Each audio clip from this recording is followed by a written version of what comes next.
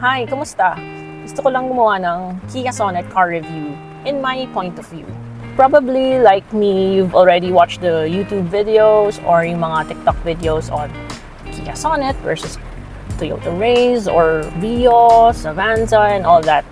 Pero it boils down to what your need is. What's the purpose of buying a car? That was the main goal for the end result for me. Para kanino? Sino gagamit? Kailan gagamitin? Tuwing kailan? Gaano kadalas gamitin? Yun yung mga very important factors para sa akin.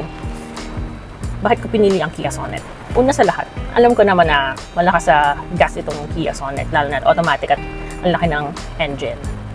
Lalo na kinumpare mo to sa galing ako sa Hyundai Ion na maliit yung engine at manual transmission. Pero iniisip ko, ano yung purpose ng bakit ako bumibili ng bagong kotse? Kasi lumalaki na yung kid namin, si Ari. 6 years old na siya, so hindi na kami masyadong nagkakasya sa Hyundai Ion. At first, nung baby pa siya, naka-car crib type seat siya. Yun, kinaya ko naman na Hyundai Ion. Nakadating sa Batangas, Tagaytay, and all that. Nakadating sa Baguio, walang problema. For Kia Sonet naman, if purpose mo talaga is to go to your work, to other places, to drive around the Philippines, sobrang ganda niya. Pero syempre, depende sa user yon kung gaano kalakas ka gumamit ng gasoline. Kasi tinatanong laging, malakas ba sa gas? Malakas ba sa gas? Given na po na malaking makina, malakas talaga siya sa gas. Diba? Hindi naman natin i-compare yung Chihuahua dog na malakas kumain kesa sa Labrador dog. So it's the same thing na malakas talaga. Just given the engine, malakas talaga yung gasoline consumption ng Kia Sonet. For the price of the Kia Sonet, sobrang sulit na niya kasi may navigation dito, tapos may Apple CarPlay, tapos dito na yung Spotify. Kapag may call, I can turn it on using the call mode dito sa AirPlay. So that's important for me when driving kasi hands-free siya. As compared to older cars or let's say cars of this category, I think it's very worth it. Kasi accessories pa lang napaka-okay na siya. And then looks-wise, syempre napakaganda ng exterior, very modern.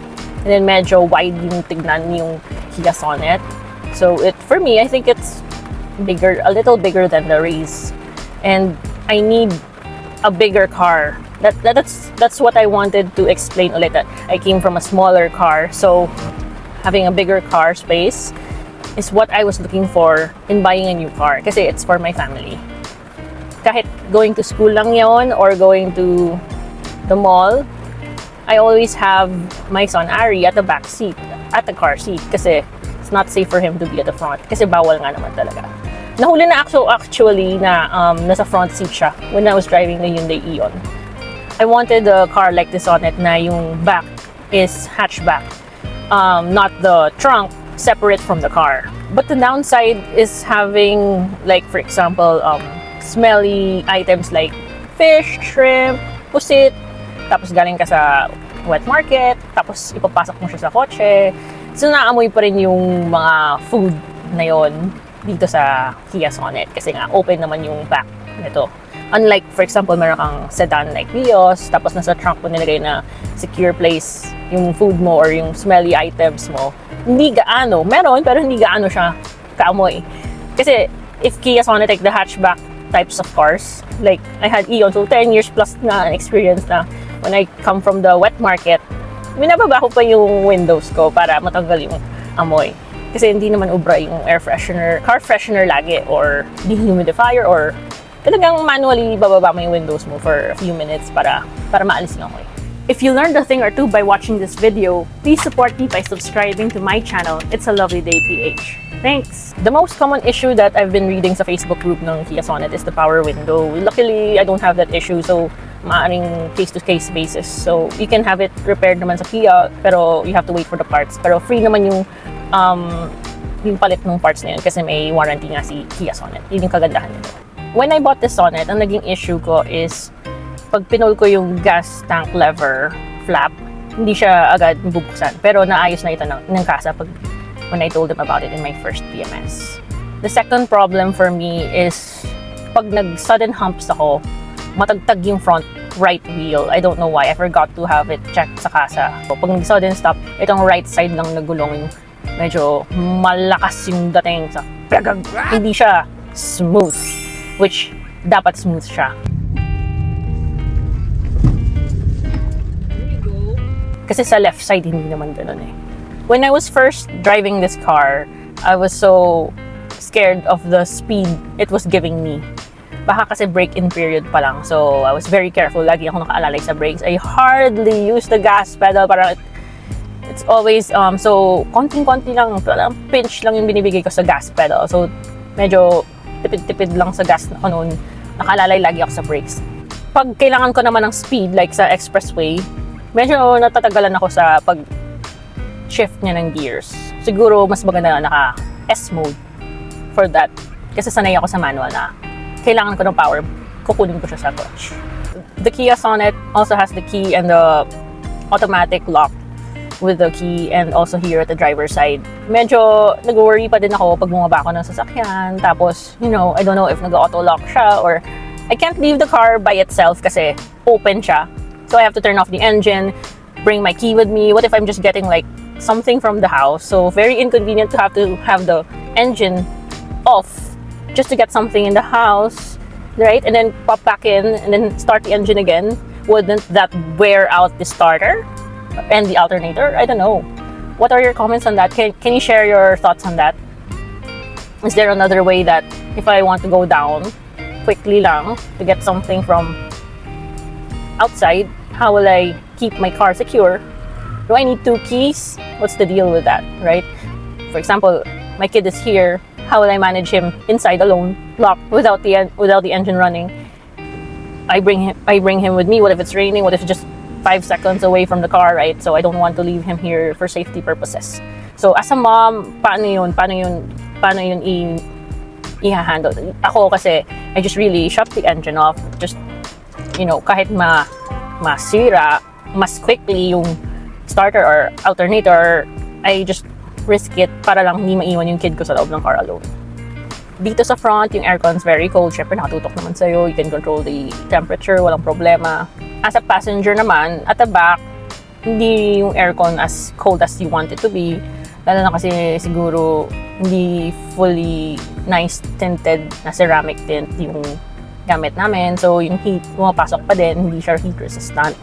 I also like the rear cam na when you go on a reverse, you can see the back. It really helps a lot. Pero I still rely on the mirrors kasi sanay ako sa manual kind of car. I always assume that the alarm when we have the car on lock, if someone would bump into your car, like kids or strangers would bump into the body of the car, it would alarm. So I assumed that. So I tried and I saw it didn't work. So I locked the car, tapos let's try if it will alarm. No alarm. So I thought that will happen, pero hindi. Wala palang alarm. It's just a unlock and lock kind of thing, you know? It's not really an alarm. It would alarm though if you try to open the door with a key, and then that will alarm. Pero if you try to open the door, simply just opening it pero nakalock, hindi siya mag-alarm. Is that the case with other cars? I'm not sure. Another thing I like about the car is that there are 2 cup holders here. So one for the big tumbler and one for like a small hot cappuccino there, or a small water bottle. It's thinner. This one is wider. I don't put the coins there kasi this is where I put the coins. Here, some clips there, mom stuff. Another thing I like about the Kia Sonet, it has 3 plugs here. USB-C phone charger, another charger here, and then the cigarette plug, which is connected to the DD-Pi dash cam. There, I put here my air freshener, no coins here. You know, it gets sticky and melted and dirty, so I don't like it. You can even put other, you know, I have my RFIDs here, RFID cards here, and my Petron card here, and another air freshener right there in between this and the panel here. The glove compartment, it's okay. It's just typical, not too big, not too small. I only have my documents and some phone holders there. I also like the Sonet. It has a space here for the hand umbrella and water bottles or tumblers. But it's not that big. Yung mga small tumbler lang kasya dyan. Tsaka ito yung mga foldable umbrellas lang ang kasya dyan. Pero good enough, at least may space dyan. Pwede rin yung mga pamunas, microfiber towels para sa mga spills. The rear wiper rin is a really big help, lalo na pag umaatras. And finally, for the lady drivers, yung height nyo dito sa Kia Sonet, medyo mababa yung seat niya. So, I have a pillow to sit on, which is very comfortable din sa body posture ko. Pero it gives me an elevated look of the hood in the street kasi ayokong sumabit. Pero for reference, my height is 5'3". Bitin pa rin para sa akin yung height na yon para dito makita lahat ng gilid-gilid ng left and right portion ng hood. Kasi medyo mataba yung front ng Kia Sonet. So, nahirapan akong i-navigate siya kahit matagal na akong nagda-drive. Kailangan double check. Mas mabuti nang maingat kaysa sa magsabit. And what I don't like naman about the Kia Sonet is walang lagayan ng handbag. So, as ladies, lagi may dalang bag. Everywhere we go, kahit small bag or something, syempre, lalagyan na ng ating gamit. Purse, bag, handbag, big bag, backpack, laptop bag, you name it. Kids bag. The only place that you can place your bag is the passenger seat. Or this thing in between, sa handrest, in between both seats. I don't like it because when we drive, syempre, nauurong yan. Lalo na kung walang laman yung bag ko, which usually the case, walang laman. Kaya magaan. So, nauurong, nauhulog. Lahat ng gamit ko, nauhulog na rin. I don't like it. So, pag dito naman, what if may nakaupo dyan?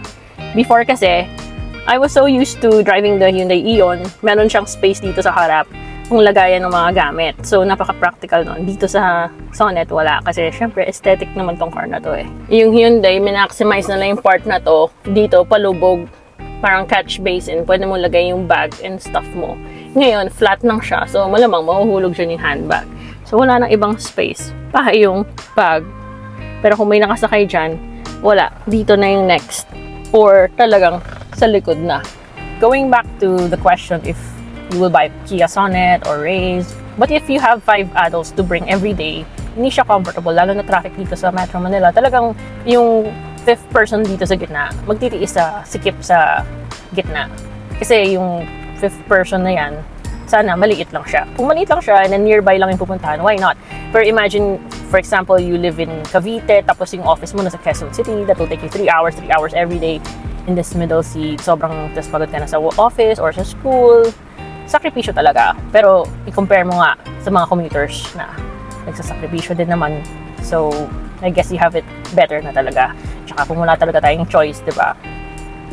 But if you have the budget, why not get Innova? Yun yung point ko po for this video. Ito kasi talagang for adults comfortably at the back. And it depends nga, how many persons are you gonna take with you frequently? Diba? Kasi, for example, once a week lang naman yung full loading car, and then why not? Every time you leave the house, make sure to check your car, the tires, and everything before you leave. Kasi, no matter what car you're driving, it's important to be safe always. And then, drive very safely and defensively. Kasi, even if you're a good driver, other people don't care about you. That's the bottom line. Maraming walang pakialam sa daan. Hihinto na lang sila kung saan nila gusto, kakaliwa sila, kakanan. So be a defensive driver. That's my advice for new drivers and new car owners. This is your life. One life lang meron tayo, wala nang ibang chance. And the car is replaceable, pero your life is not. Okay? Drive safely mga kasonet. Till our next video.